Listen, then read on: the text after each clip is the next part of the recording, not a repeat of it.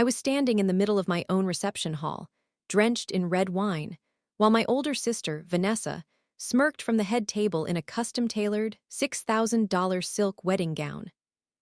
It wasn't just any gown. It was the exact gown I had spent 8 months saving for, the one that had mysteriously vanished from my bridal suite 3 hours before the ceremony. As the liquid dripped down my white lace bodice, staining the fabric a deep, permanent crimson, Vanessa raised her glass to the room of 200 guests and said, "To my little sister, Maya." She's always been so good at handling my hand-me-downs. The room went dead silent. My mother chuckled into her napkin. My father looked away. And my fiancé, David, just stared at his plate, refusing to meet my eye. They thought that was the end of it. They thought I was the weak, quiet younger sister who would swallow the humiliation, go home, and cry myself to sleep while they toasted to Vanessa's flawless, stolen victory. What none of them knew, what Vanessa, my parents, and even David couldn't possibly comprehend, was that my sister's grand, public display of cruelty had just unlocked a trapdoor she had spent 5 years digging for herself. They didn't know about the black leather ledger sitting in the bottom drawer of my desk, or the encrypted cloud drive containing 42 distinct PDF files. They had no idea that by taking that dress, Vanessa hadn't just ruined my wedding day. She had handed me the exact missing piece of evidence I needed to dismantle her entire life. Open loop 2, exactly 6 months later, at 2:14 p.m. on a rainy Tuesday, a heavy manila envelope would arrive at my apartment. It wouldn't come from a lawyer, and it wouldn't come from a private investigator. It would come directly from Vanessa's own husband, Bradley, containing 3 words scrawled on a sticky note: "Destroy her. Receipts attached."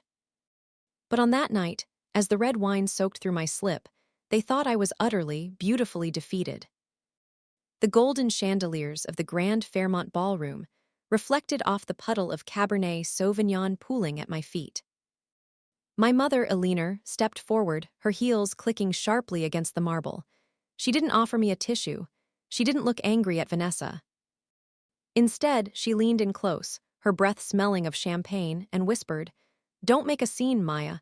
You know how sensitive your sister is about being center stage. Just go to the bathroom, clean it up, and smile. You're ruining the photography schedule." Vanessa sat at the center table like a high society queen. She was 32, 2 years older than me, and had spent her entire life operating under the family law that Vanessa gets what Vanessa wants. When she failed out of her first boutique design venture, my parents mortgaged their home to clear her debts. When she wanted a down payment for her 3-story townhouse in the historic district, my college fund was quietly liquidated to cover the balance. And when she saw the photos of my wedding dress, a bespoke, hand-embroidered minimalist piece by a local designer who only created 3 gowns a year, she tried to buy it out from under me. When the designer refused, Vanessa simply smiled and told me, "It's a bit too sophisticated for your frame anyway, sweetie." I should have known then. I should have known when she insisted on helping me zip up my secondary, simpler reception dress in the bridal suite. I should have known when she volunteered to carry my main gown to the transport van. By the time I realized the garment bag she loaded into the van was stuffed with tissue paper and an old bedsheet, Vanessa was already at the church, getting her hair styled into an intricate updo. Her tailor having spent the previous 48 hours secretly altering my dream dress to fit her measurements. The betrayal wasn't just private, it was curated. She didn't just wear the dress to the church.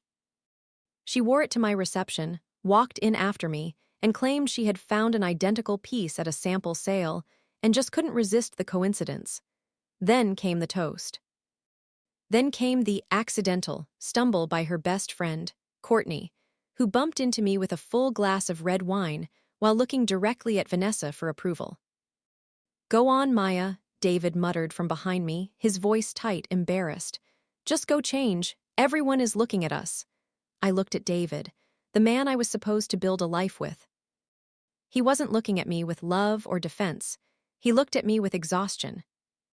He was a junior partner at my father's commercial real estate firm, and he knew exactly which side his bread was buttered on. To defend me was to offend my father, which meant offending the man who signed his bonus checks. "Okay," I said. My voice wasn't shaking. It was flat. It was the sound of a wire snapping inside a machine. "I'll go change." For 10 years, the family narrative was set in stone. Maya is the reliable one, the quiet accountant, the background noise. Vanessa is the star, the visionary, the one who inherits the legacy. Because I chose a career in forensic auditing and lifestyle asset tracking rather than high-end PR or curation, my family treated me like a glorified administrative assistant. Whenever Vanessa's lifestyle inflation outpaced her actual income, my father would call me. "Maya, run the numbers for your sister's new boutique. Figure out a way to write off her travel as a business expense. You're good with numbers, you don't mind spending your weekends on spreadsheets." I did it. For years, I did it because I thought that's what family meant. I managed the books for her luxury staging company, Vivid Interaya. I saw the discrepancies. I saw the $20,000 cash withdrawals listed as consulting fees. I saw the invoices to vendors that didn't exist. I warned my father twice. Both times, he brushed me off. "Vanessa is expanding her brand, Maya. You don't understand high-level networking. Just file the returns." They thought my silence was compliance. They thought my lack of pushback meant I didn't see the condescension in their eyes when they gifted me a $100 gift card for Christmas, while Vanessa received a leased Mercedes. They truly believed I was too timid to ever strike back. But a forensic accountant doesn't get mad. A forensic accountant gets documentation. 3 months before the wedding, while reviewing Vivid Interaya's quarterly ledgers for my father's tax filing, I stumbled upon a corporate bank account that wasn't registered in our state. It was tied to a shell company called Elysian Properties LLC, registered in Delaware. The authorized signer wasn't just Vanessa, it was Vanessa and David, my fiancé. They thought they were incredibly clever. David was using his position at my father's firm to flag distressed commercial properties before they hit the public market. He would tip off Vanessa, who would use Vivid Interaya's corporate lines of credit, backed by my father's personal guarantees, to buy the options on those properties, flip them to out-of-state developers, and split the untaxed finder's fees into the Delaware account. It was a textbook corporate kickback scheme that violated 3 separate federal statutes, and they were using my father's money as the collateral to pull it off. They had been doing it for 14 months, and the best part, they had used my digital signature to authorize 2 of the credit applications. The night of the wine-stained dress, I didn't cry in the bathroom. I stood in front of the mirror, took off the ruined lace, put on a pair of gray sweatpants and a hoodie from my overnight bag, and walked out the back door of the ballroom. I didn't say goodbye to David. I didn't say goodbye to my parents. I took an Uber straight to my apartment, opened my laptop, and changed the access keys to the primary server hosting Vivid Interaya's financial records. Then I sent a single text message to David: "The wedding is off. Don't come back to the apartment. I've left your things with the doorman." His response 20 minutes later was typical: "Maya, stop being dramatic over a dress. You're embarrassing yourself. We'll talk when you calm down." I didn't reply. I went to sleep. The real panic didn't start until 48 hours later, on Monday morning at precisely 9:00 a.m. That was the moment my father's firm, Sterling and Sons, was scheduled to finalize a $12 million acquisition of an old warehousing district downtown. David was supposed to present the final cleared title and financial audit to the board of directors and the primary lenders. At 9:15 a.m., my phone began to ring. It was David. I let it go to voicemail. At 9:18 a.m., he called again. Then my father called. Then my mother. By 9:45 a.m., I had 17 missed calls and 11 text messages. David, 9:22 a.m., "Maya, where are the closing files for the warehouse project? They aren't on the shared drive. The bank needs the certified audit copies now. Answer your phone." Father, 9:30 a.m., Maya, whatever little tantrum you're throwing with David, you do not mess with corporate business. Upload the audit files immediately. People are waiting in the boardroom. I sat on my balcony, sipping dark roast coffee, watching the rain hit the glass. I didn't have the files on a shared drive anymore. I had moved every single piece of working financial data regarding Sterling and Sons and Vivid Interaya onto a physical, air-gapped solid-state drive sitting in a safety deposit box at a regional bank 3 miles away. At 10:15 a.m., there was a furious knocking at my door. I didn't answer it. I looked through the peephole to see David, his tie loosened, his face flushed red, sweating through his custom suit. "Maya," he shouted through the wood, his voice echoing down the hallway of my building. "Open the door, the lenders are threatening to walk. If this deal collapses because you're throwing a fit over Vanessa's dress, your father will ruin you. Do you hear me? He will cut you off completely." I unlocked the deadbolt and opened the door exactly 3 inches, keeping the security chain engaged. David leaned in, his eyes frantic. "Thank God." "Give me the password to the backup server. Now." "There is no backup server, David," I said softly. "I closed the account this morning. The data belongs to me. I created those architectural valuation models on my personal time using my personal software license." David froze. The color drained from his face. "What are you talking about?" "That's company property." "No, it's not. Check my employment contract from 3 years ago, the one your father drafted to save money on my benefits. It explicitly states that any proprietary analytical frameworks created outside of my standard 40-hour work week remain the intellectual property of the contractor. I worked on those models on Sundays, David, while you were golfing with my sister." David's mouth opened slightly. The word golfing hit him like a physical blow. He tried to recover, stepping closer to the door crack. "Maya, listen to me. Whatever you think is happening between Vanessa and me, it's business. It's just real estate. We needed to move fast on those properties, and your father is too old school to understand the digital play. We did it for us. For our future. Our future ended when you watched her spill wine on me and told me to clean myself up," I said. "The deal is dead, David. Tell my father he has 48 hours to replace the documentation before the seller's exclusivity window expires." I closed the door and turned the lock. By Wednesday, the $12 million acquisition collapsed. The sellers pulled out, citing a lack of financial transparency from Sterling and Sons. My father lost a $300,000 non-refundable earnest money deposit, but more importantly, his reputation among the regional banks took a massive hit. That evening, my mother showed up at my apartment. She didn't yell. She used her disappointed but loving voice, the one she always used right before asking me to sacrifice something for Vanessa. "Maya, darling," she said, sitting on my small sofa, carefully avoiding touching her silk slacks to the fabric. "We know you're hurt. What Vanessa did with the dress was thoughtless. She has a big personality and she wanted to feel special. But family doesn't destroy family over a piece of silk. Your father is under immense stress. David is beside himself. We want to make this right." She reached into her designer handbag and pulled out an envelope. She slid it across the coffee table. "There's $10,000 in there, cash. Go buy yourself another dress. Go take a trip to Bali. Let David come back home, and let's get this audit sorted out so your father can salvage the next project." I looked at the white envelope. Then I looked at my mother. "Did Vanessa tell you about the Delaware account, Mom?" My mother frowned, her perfectly drawn eyebrows knitting together. "What account? What does that have to do with anything?" I pulled out my tablet, opened a folder, and handed it to her.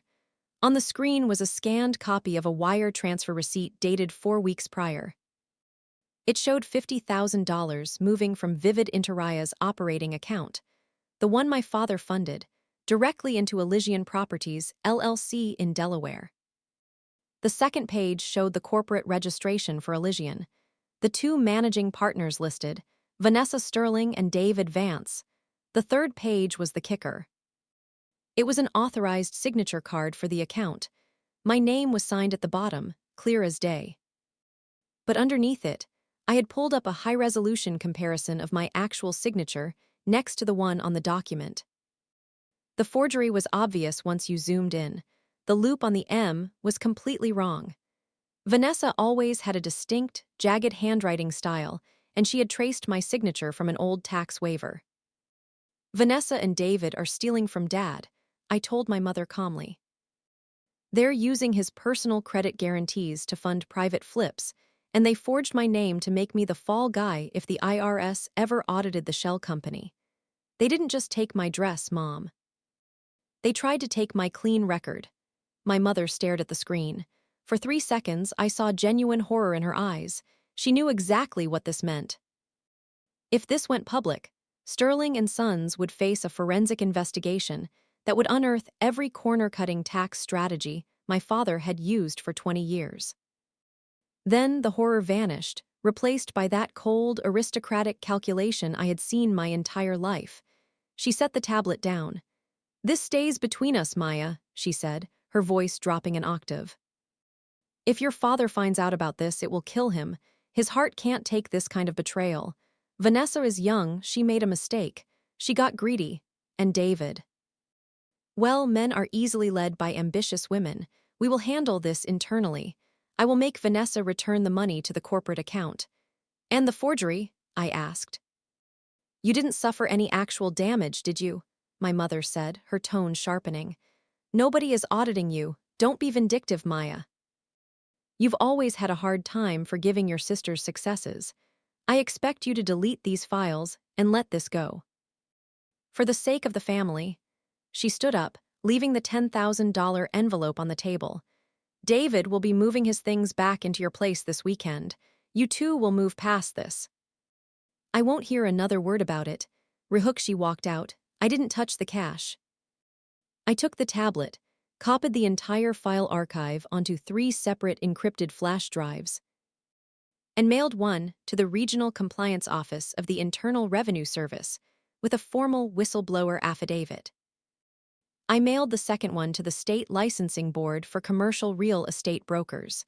The third one, I kept it in my purse, because I knew the real catalyst hadn't even entered the room yet. 3 weeks after my mother's visit, the social fabric of our family began to unravel publicly. It started at the annual country club charity gala, the absolute pinnacle of my parents' social calendar. It was an event where the local elite gathered to bid on silent auctions, drink overpriced Chardonnay, and judge each other's children. My parents had bought a center table, as they did every year. Vanessa was there, wearing a brand new diamond tennis bracelet, sitting next to her husband, Bradley. David was sitting next to my father, looking exhausted but trying to maintain the image of the golden boy junior partner. I arrived late. I didn't wear sweatpants this time. I wore a tailored, emerald green silk jumpsuit that I had bought with my own salary. I walked up to the table, and the air instantly turned to ice. "Maya," my father said, his voice gruff, his eyes narrowed. "You've been ignoring my emails. This isn't the place for family drama." "I'm not here for drama, Dad," I said, pulling out an empty chair from the next table and dragging it over. "I'm just here to see the show." Vanessa rolled her eyes, leaning over to Bradley. "Look who decided to join high society. Did you find that outfit at a thrift store, Maya?" Bradley didn't laugh. Bradley was 35, a quiet, intensely serious corporate attorney who had always been somewhat detached from the Sterling family circus. He had married Vanessa 2 years ago, and from what I knew, he mostly buried himself in his practice to avoid her constant spending sprees. He looked at me, then looked at Vanessa, his brow furrowed. Before Vanessa could launch into another dig, the club's overhead PA system crackled to life. The club president stepped up to the podium at the front of the ballroom. "Good evening, ladies and gentlemen. Before we begin our silent auction, we have a special presentation regarding one of our long-standing corporate sponsors. We've been asked by an independent auditing entity to display a matter of public disclosure regarding local development integrity." The large projector screen behind the podium lowered. My father frowned. "What is this?" "This isn't on the program." The screen flickered, and instead of a charity promotional video, it displayed a massive, high-definition screenshot of a public legal notice from the State Real Estate Commission. It was an emergency suspension order for David Vance's brokerage license, citing active fraud and grand larceny investigations. The room erupted into a low, buzzing murmur. 200 heads turned simultaneously toward our table. David's face turned an ashen, ghostly white. He stood up so fast his chair tipped over backward, clattering against the hardwood floor. What is that? That's a mistake, that's a mistake. Sit down, David, my father hissed, his face turning a dangerous shade of purple, but the screen changed again. The next slide wasn't a legal document. It was a series of text messages, blown up to 10 feet tall so that every prominent family, judge, and business owner in the city could read them clearly. Vanessa, 11:14 p.m. Dad's line of credit is cleared for another $200K. Move it to the Elysian account before the monthly reconciliation. Maya is too stupid to notice. She just copies and pastes whatever I give her. David, 11:16 p.m., already done. What about her wedding? She's getting suspicious about the budget. Vanessa, 11:18 p.m., let her worry. I'm taking that designer dress anyway. She doesn't deserve to look better than me on her own day. I'll make sure she's too distracted by the dress drama to look at the books. The silence in the ballroom was total. You could hear the ice melting in the champagne buckets.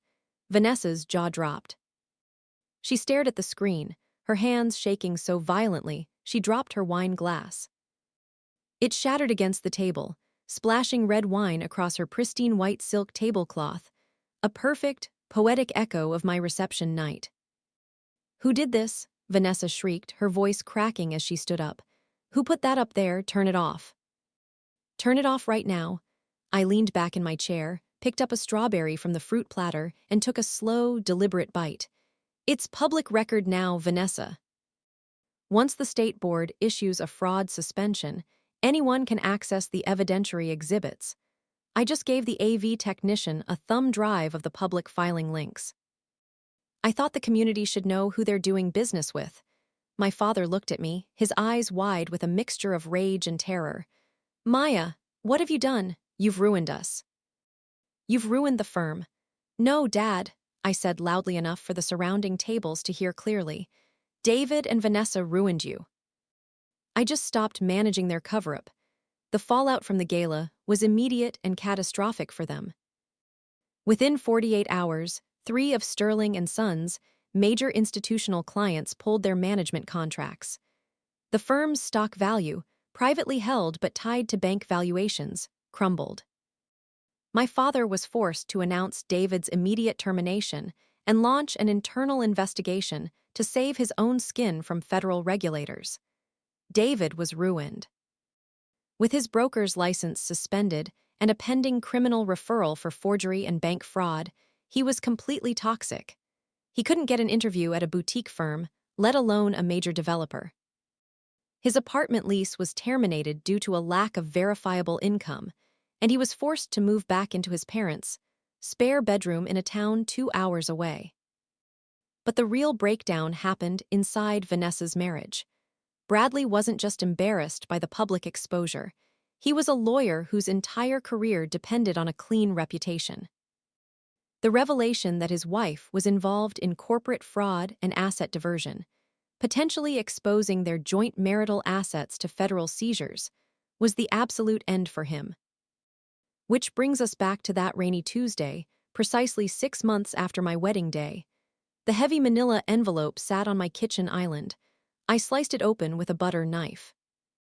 Inside was a massive stack of documents, financial records, and private bank statements dating back 5 years, far beyond the 14 months I had uncovered.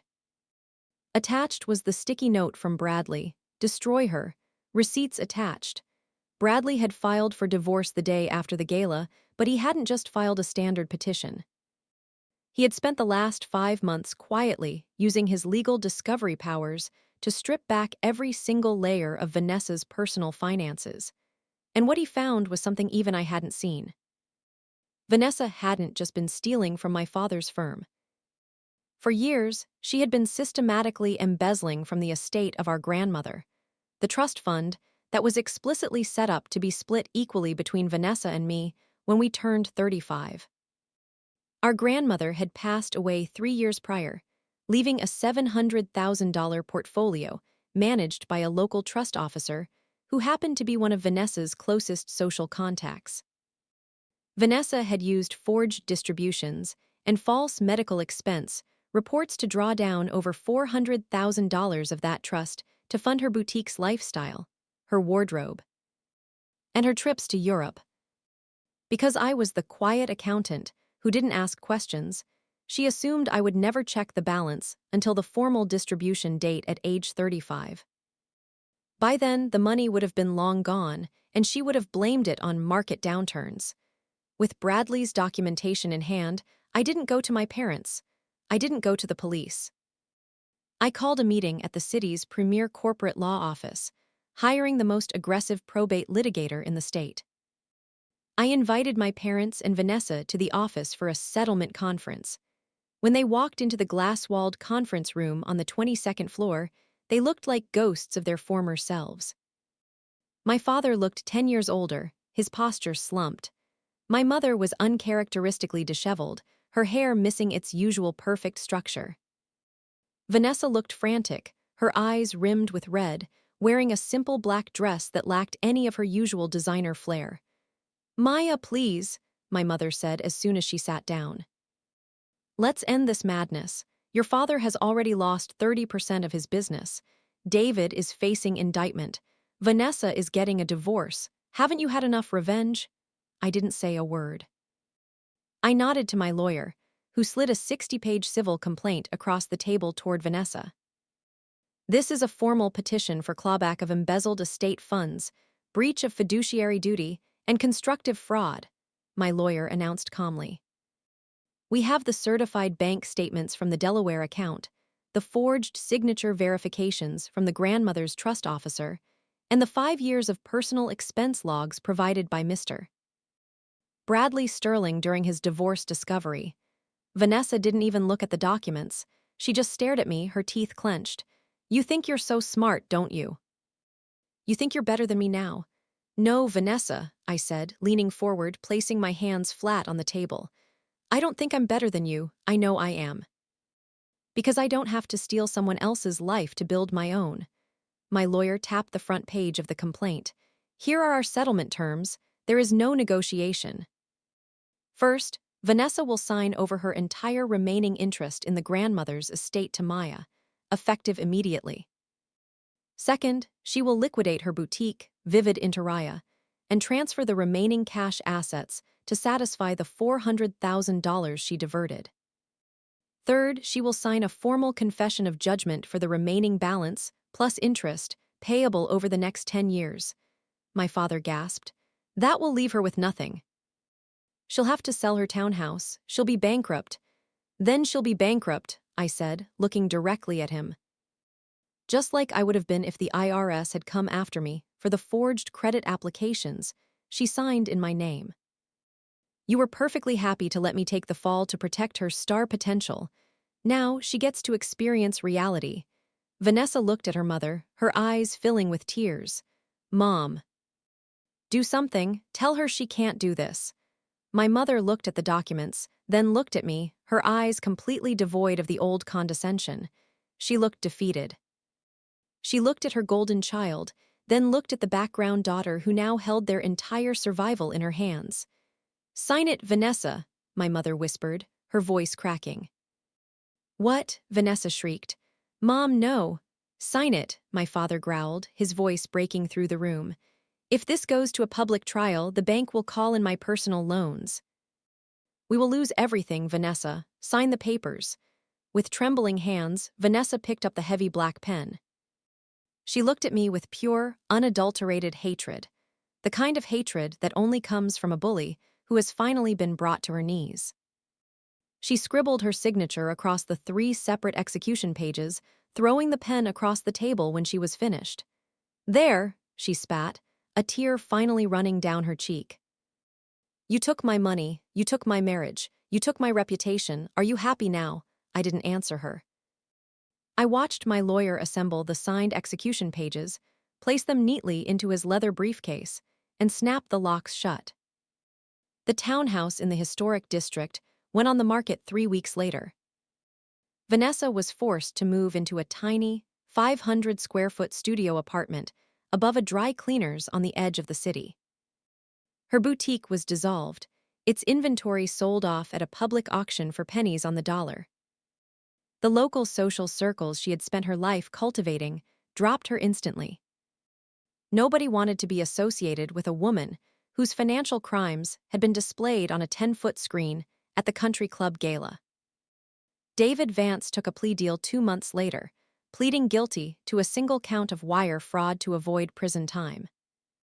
He received 5 years of felony probation, a $50,000 fine, and a permanent ban from ever holding a financial or real estate license in the state. He currently works as a night shift dispatcher for a local towing company. My parents survived, but their status was permanently altered. They sold the large family estate, downsized to a small condo, and no longer hold a center table at the charity gala. In fact, they weren't even invited this year.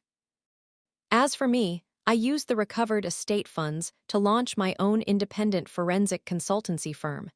Business is booming. Local corporations hire me to look into their books when they suspect their own executives are getting a little too greedy. They know I don't miss a single detail. 2 weeks ago, I received a package in the mail. It was a large, heavy garment bag. There was no return address, but when I unzipped it, I found my original wedding dress, the bespoke, hand-embroidered minimalist gown Vanessa had stolen. It had been professionally cleaned, the red wine stains completely removed, looking pristine and untouched under the plastic wrap. I didn't cry. I didn't feel a rush of nostalgia.